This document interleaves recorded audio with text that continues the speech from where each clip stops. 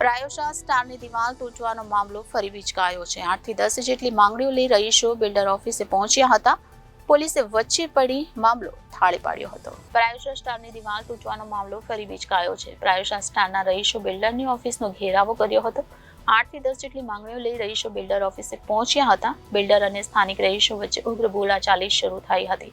Builder દ્વારા કોઈ પણ માંગણી સ્વીકાર કરવાનો ઇનકાર કરવામાં આવ્યો હતો। પોલીસે વચ્ચે પડી મામલો થાળે પાડ્યો હતો। મારું નામ પટેલ જોઈતારામ હરગોનભાઈ પટેલ, હું પ્રાયોશા સ્ટારનો પ્રમુખ છું।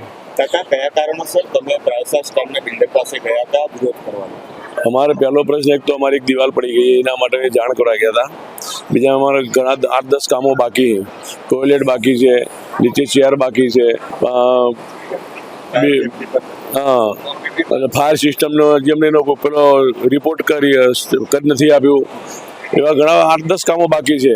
કેટલા જણા ગયા હતા? લગભગ 200 માણસ જેવા છે। સમજો માંગણી ના સ્વીકારાય તો આગળ શું કરશો? ના સ્વીકાર અમારે કાયદેસર કાર્યવાહી કરવાની। એમને સ્વીકારી નથી માંગણી અમારી, એટલે અમારું કાયદેસર કાર્યવાહી કરવાની। બિલ્ડર દ્વારા તમે રજૂઆત કરી તો શું જવાબ આપતો? એટલે એમ જ કહ્યું મારે તમારું કામ ઓકે થઈ ગયું, મારે તમારે કોઈ કામ કરી આપવાનું નથી।